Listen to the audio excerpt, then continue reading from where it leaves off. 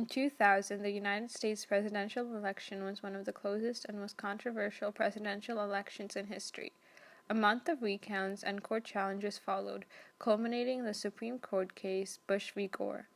Following the court's 5-4 decision, George W. Bush was declared the winner over Vice President Al Gore by 537 votes in the state of Florida.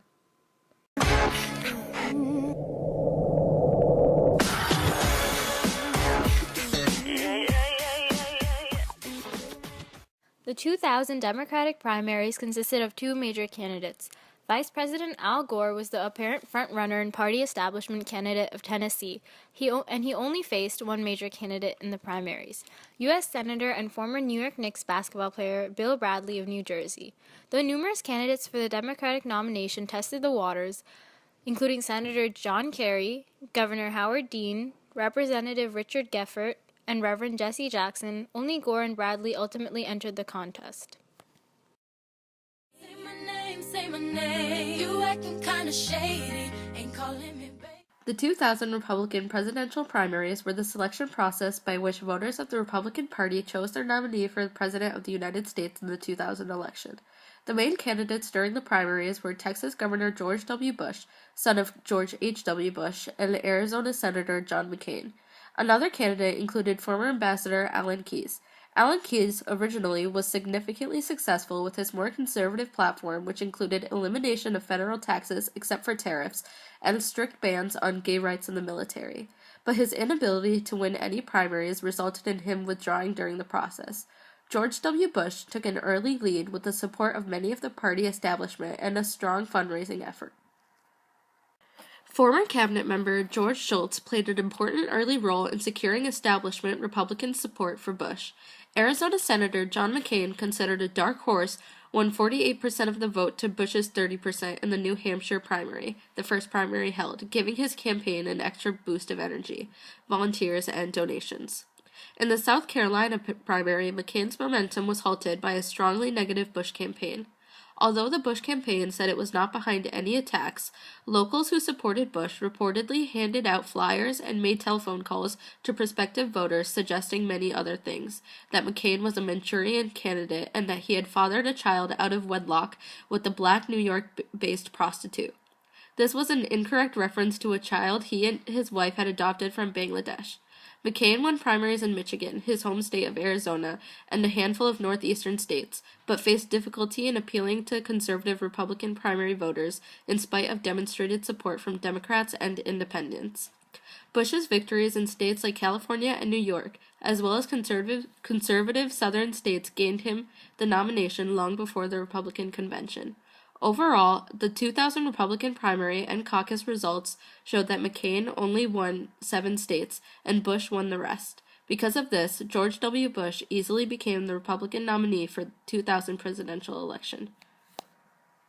How could I forget that I had given her an extra key? Al Gore was born Albert Arnold Gore Jr. on March 31, 1948 in Washington, D.C., where his father, Albert Gore Sr., was serving as a Democrat in the U.S. House from Tennessee. His father also served in the U.S. Senate and was considered a possible vice presidential nominee. Gore's mother, Pauline LaFawn Gore, was one of the first women to graduate from Vanderbilt Law School. Gore's childhood was divided between a hotel room, the nation's capital during the school year, and the family's farm in Carthage, Tennessee in the summer. Gore met Mary Elizabeth Tipper Atkinson from the nearby St. Angie School at his St. Albans Senior Prom in 1965, and they soon got married 5 years later. Gore attended Harvard, where he earned a degree with high honors in government in June 1969. Gore opposed the Vietnam War, but said that his sense of civic duty compelled him to enlist in the U.S. Army in August 1969. After basic training, Gore was assigned as a military journalist writing for the Army Filer, the base newspaper at Fort Rucker. With 7 months left in his enlistment, Gore was shipped to Vietnam, arriving in January 1971. He served with the 20th Engineer Brigade in Bien Hoa and at the Army Engineer Command in Long Bin. Gore returned to the States in 1971, and 3 years later he enrolled in Vanderbilt Law School. Gore quit law school in March 1976 to run for the U.S. House from Tennessee. He was elected 4 times. In 1988, Gore made a bid for the Democratic nomination for the presidency. He won 5 southern states on the Super Tuesday, but eventually lost to Michael Dukakis. Gore remained in the Senate until presidential candidate Bill Clinton chose him as his running mate in 1992. They were elected into office that year and re-elected in 1996. During his tenure, he worked to cut back on government bureaucracy, but his image suffered when he was investigated by Justice Department for his fundraising activities. In 2000, he successfully won the Democratic nomination for presidential election after facing down an early challenge from former Senator Bill Bradley. Gore chose Senator Joseph Lieberman of Connecticut as his running mate. I have spent all of my life waiting for tonight. Joseph Lieberman was born on February 24, 1942 in Stamford, Connecticut. Lieberman received his bachelor's degree from Yale College in 1964 and his law degree from Yale Law School in 1967. He met his first wife, Betty Haas, at the Congressional Office of Senator Abraham Rubikoff, where they worked as summer student interns. They married in 1965 while Joe Lieberman was in law school. They had 2 children, Matt and Rebecca, but they soon divorced in 1981. He met his second wife, Hadassah Frillick Tucker, in 1982, and they also had a daughter together. He was elected to the Connecticut State Senate in 1970, where he served for 10 years. In 1980, he returned to private legal practice for 2 years before serving as Connecticut's Attorney General from 1983 to 1988. After gaining popularity for his consumer and environmental advocacy, Lieberman went on to win his first election to the U.S. Senate in 1988, winning the seat twice more in 1994 and 2000. The first Orthodox Jew to serve in the Senate, Lieberman, who was relatively conservative in many political positions, achieved a reputation for seriousness of purpose, pragmatic independence, personal integrity, and moral rectitude. During his tenure as senator, he led the efforts to create the Department of Homeland Security and has been a consistent advocate for using America's military might. On the home front, Lieberman is an advocate for public schools, equal opportunity for college education, affordable health care, and campaign finance reform. In 2000, Lieberman was the Democratic candidate for this election.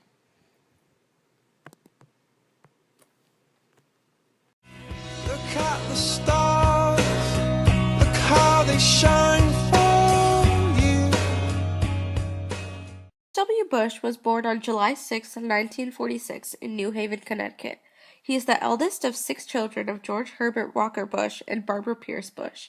The Bush family had been involved in business and politics since the 1950s. Bush's grandfather, Prescott Bush, was a former Wall Street banker and progressive Republican senator from Connecticut, and his father was a businessman, diplomat, and vice president and president of the United States. In 1948, George H.W. Bush moved the family to Midland, Texas, where he made his fortune in the oil business. Young George spent most of his childhood in Midland, attending school there until the 7th grade. George W. Bush was sent to Phillips Academy in Andover, Massachusetts. There, he was an all-around athlete, playing baseball, basketball, and football. He was a fair student and had a reputation for being an occasional troublemaker. Despite this, family connections helped him enter Yale University in 1964. After his guard duty, George W. Bush continued his education, enrolling at Harvard Business School, where he earned a Master's of Business Administration degree in 1975. He then returned to Midland and entered the oil business, working for a family friend, and later started his own oil and gas firm. In 1977, at a backyard barbecue, Bush was introduced by friends to Laura Welsh, a school teacher and librarian. After a quick 3-month courtship, he proposed, and they were married on November 5, 1977. The couple settled in Midland, Texas. In 1981, the couple enjoyed the arrival of twin daughters Barbara and Jenna. After his father's 1992 re-election loss to Bill Clinton, George W. Bush decided to run for governor of Texas as a Republican. Bush won the election with 53% of the vote and became the first child of a U.S. president to be elected a state governor. He implemented the philosophy of compassionate conservatism, which combined limited government with concern for the underprivileged and personal responsibility. I do. Never seems enough for you. You don't wanna lose it again. But I'm not like them. Richard Bruce Dick Cheney was born on January 30th, 1941, in Lincoln, Nebraska, to parents Richard Herbert Cheney, a soil conservation agent, and Mary Jory Lorraine Dickey Cheney, a former softball player. He grew up mostly in Casper, Wyoming. He attended Yale for a short period of time, but eventually enrolled at the University of Wyoming, where he received a BA in Political Science in 1965 and an MA in Political Science in 1966. Cheney married Lynn Vincent in 1964, and they had 2 children together. Dick Cheney started his political career in 1965. He worked as a part-time legislative intern to the Wyoming State Legislature. Cheney moved back to Wyoming to run for the state's sole seat in House of Representatives, and he won re-election 5 times, serving as the chairman of the House of Republican Conference and becoming House Minority Whip in December 1988. Cheney was unexpectedly selected to be the Secretary of Defense for incoming President George H.W. Bush. As Defense Secretary, Cheney dealt with the disintegration of Soviet Union and the downsizing of the defense spending. He earned the respect of the military and his careful handling of Operation Desert Storm in 2000.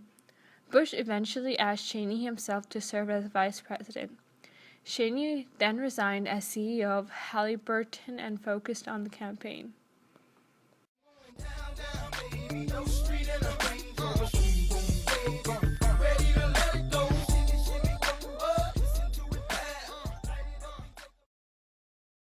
Ralph Nader was born on February 27, 1934 in Winsted, Connecticut, and he went on to study law and became a crusader of car safety reform in the 1960s. In 1971, he founded the consumer advocacy group Public Citizen and has continued to be an opponent of unchecked corporate power. He entered the U.S. presidential race multiple times in the 90s and 2000s, with a notable run as part of the Green Party. Ralph Nader has emerged as a leading independent politician, having made 3 presidential bids. He earned his undergraduate degree at Princeton University in 1955 and then enrolled at Harvard Law School. After graduating in 1958, Nader established a law practice in Hartford, Connecticut. In 2000, Ralph made his first bid for the U.S. presidency. He ran on the Green Party ticket and was accused of taking votes away from Democrat Al Gore in a very close election.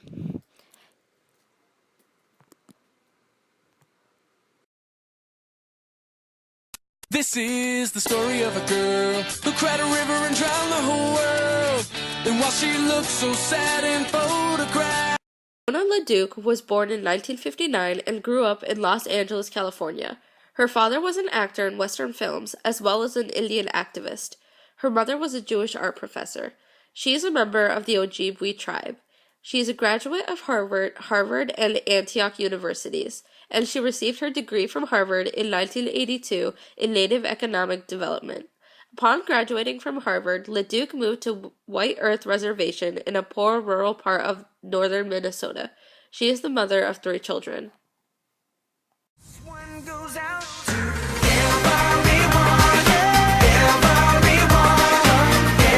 everyone. So this one goes out to. The 2000 Democratic National Convention was a presidential nominating convention for the Democratic Party. The convention nominated Vice President Al Gore for president and Senator Joe Lieberman of Connecticut for vice president. The convention was held at the Staples Center in Los Angeles, California from August 14 to August 17, 2000. Gore accepted the presidential nomination on August 17th, the final night of the convention.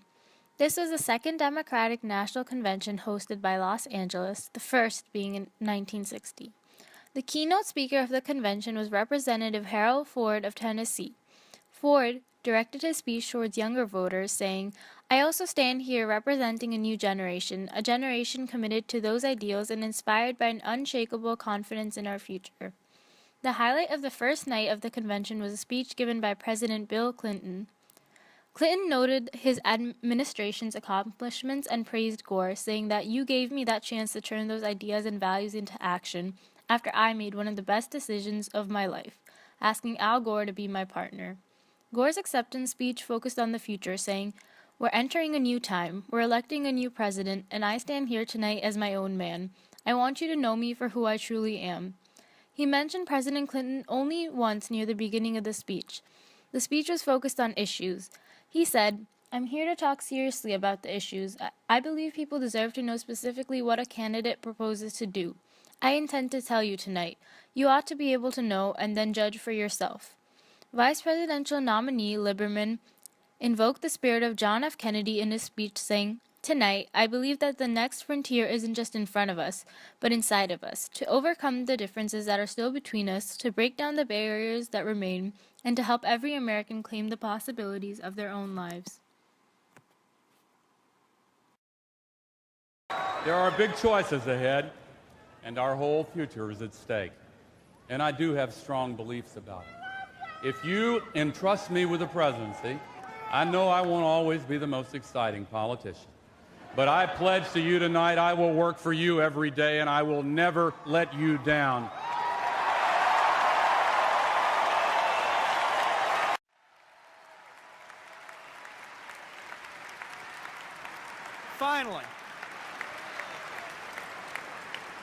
Finally, I want to say something more personal.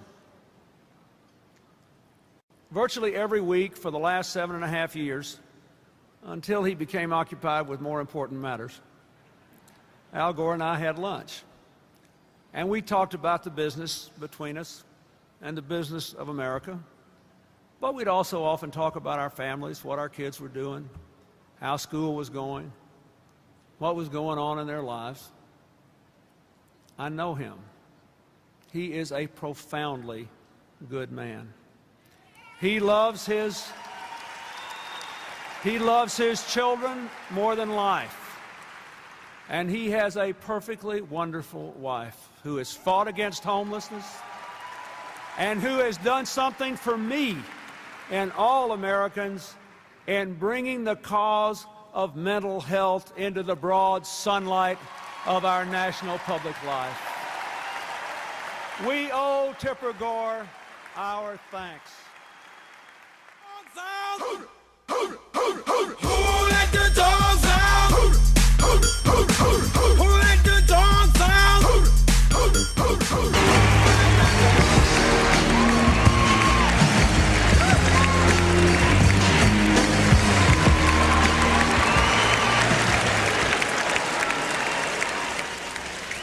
Now let The Rock get this straight. You invited The Rock, the World Wrestling Federation champion, to speak at the Republican National Convention?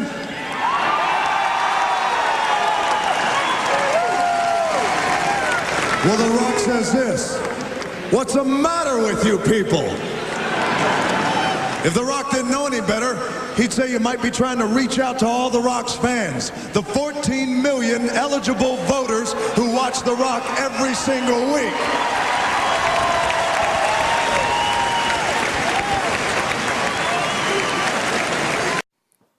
The 2000 National Convention of the Republican Party of the United States convened at the First Union Center in Philadelphia, Pennsylvania from July 31st to August 3rd, 2000.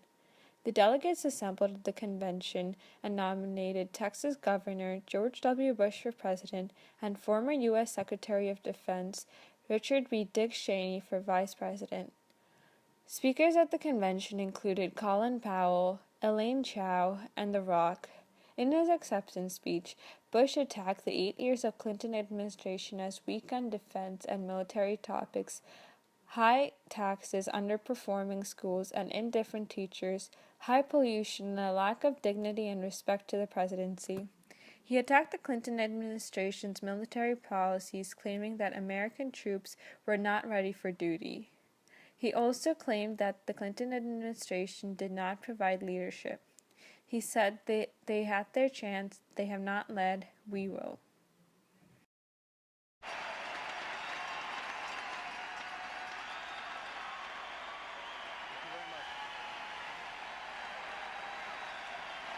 Thank you.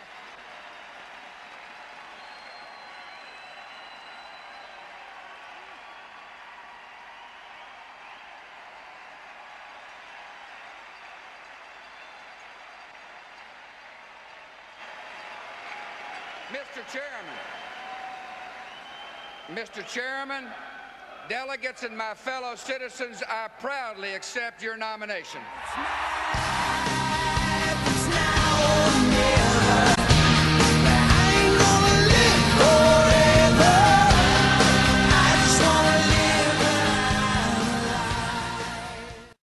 The Democratic platform consisted of a pro-choice mindset, believing that the choice of abortion was solely the mother's and that this was a fundamental constitutional right. This platform also advocated fairness by strongly supporting civil rights and having zero tolerance for racial profiling. They believed that everyone deserved affordable health care and that, above all, education was a priority. They sought to fight crime with prevention and supported the death penalty. In regards to taxes, this platform promised to cut taxes for all and not just the richest 1%. It also wished to protect workers and their right to organize. Domestically, it could be seen as a platform the common man would prosper from. As Democrats wished to further eliminate the gap between the rich and the poor, they also wished to eradicate the gap in foreign matters between the richest and poorest nations. A little bit of Mindy in my life, a little bit of Mickey by her side, a little bit of Donald's all I need, a little bit of Daisy's what I see, a little bit of Pluto in the sun.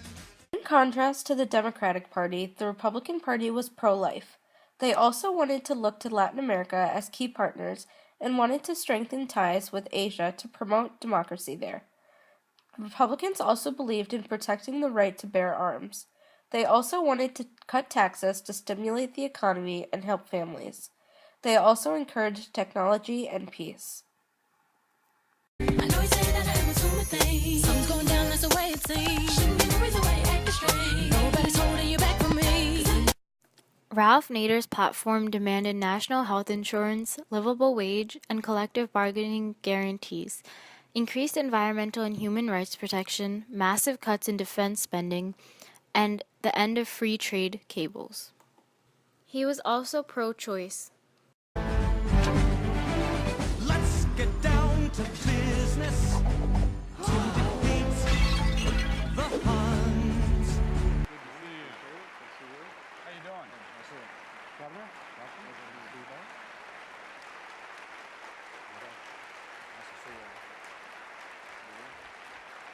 Howdy. How are you all? That I can get something positive done on behalf of the people. That's what the question in this campaign is about. It's not only what's your philosophy and what's your position on issues, but can you get things done? And I believe I can. All right. All right, here we go again. Now look, if you want someone who will spend a lot of words describing a whole convoluted process and then end up supporting legislation that is supported by the big drug companies, this is your man. If you want someone who will fight for you and who will fight for the middle-class families and working men and women who are sick and tired of having their parents and grandparents pay higher prices for prescription drugs than anybody else, then I want to fight for you. We're working hard to diffuse tension. I see a future when the world is at peace with the United States of America, promoting the values of democracy and human rights and freedom all around the world. Even in Iran, they have had an election that began to bring about some change. We stand for those values, and we have to be willing to assert them. We have to Go to the closing statements and... Well, can I answer that? One reason people are skeptical is because people don't answer the questions they've been asked. The $1 trillion comes out of the surplus so that you can invest some of your own money. There's just a difference of opinion. I want work. Answering your questions. We've made some progress during the last 8 years. We have seen the strongest economy in the history of the United States, lower crime rates for 8 years in a row, highest private home ownership ever. But I'll make you one promise here. You ain't seen nothing yet, and I will keep that promise. By this promise, should I be fortunate enough to become your president, when I put my hand on the Bible, I will swear to not only uphold the laws of the land, but I will also swear to uphold the honor and the dignity of the office to which I have been elected. So help me God. Thank you very much. May I have your attention, please? May I have your attention, please? Will the real Slim Shady please stand up? The year 2000 was filled with unforgettable fads and music.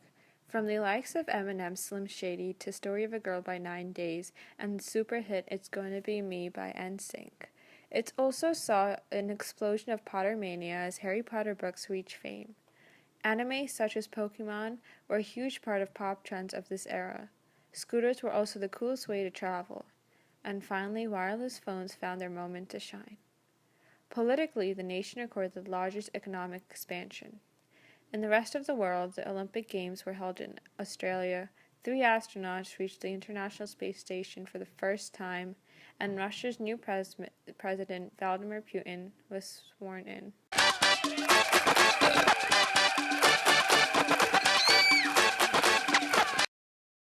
He's been hailed as the Republican Party's best hope to win the White House. As governor, he signed the 2 largest tax cuts in Texas history. He reduced the growth of state government spending to the lowest in 40 years. He improved public schools by restoring local control, raising standards, and returning to basics. He cut welfare rolls in half, reduced junk lawsuits, and cut juvenile crime 38%. George W. Bush, a compassionate conservative leader, a fresh start for America. George Bush's commercials were designed to reinforce his image as a compassionate conservative, with his focus on domestic issues and frequent images of seniors and children, which aided this image.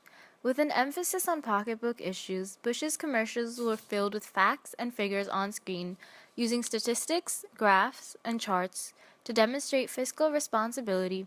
The commercials were designed to reach undecided voters and portrayed Bush as a concerned candidate. In 1969, America in turmoil. Al Gore graduates college.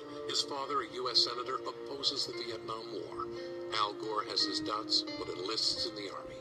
When he comes home from Vietnam, the last thing he thinks he'll ever do is enter politics. He starts a family with Tipper, becomes an investigative reporter. Then Al Gore decided that to change what was wrong in America, he had to fight for what was right. He ran for Congress, held some of the first hearings on cleaning up toxic waste, made the environment his cause, broke with his own party to support the Gulf War, fought to reform welfare with work requirements and time limits. His fight now is to ensure that prosperity enriches all our families, not just the few. Strengthen Social Security, take on big drug companies to guarantee prescription drugs for seniors, hold schools accountable for results, tax cuts for working families and the middle class. Al Gore, married 30 years, father of 4, fighting for us. Al Gore's commercials featured the candidate speaking in gentle, soothing tones to counter the stiffness of his image. However, they failed to demonstrate any major difference between the two candidates. While a number of Gore commercials challenged Bush's record as Texas governor and the fairness of his tax cut proposals, most of them relied on statistics rather than emotions, and their impact was weak. The 1969 commercial won sympathy from many supporters because it showed him overcome tough times in his life through hard work.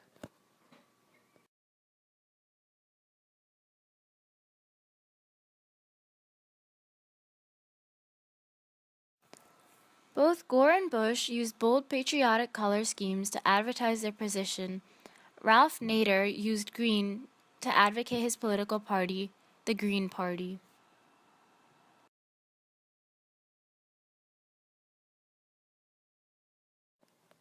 The presidential election of 2000 hinged on the outcome in Florida. First, the television network said that Vice President Al Gore had carried the state. Then the state's election was considered too close to call. Then the networks declared Texas Governor George W. Bush the winner. The presidential election was so close that it took 5 weeks to determine the winner.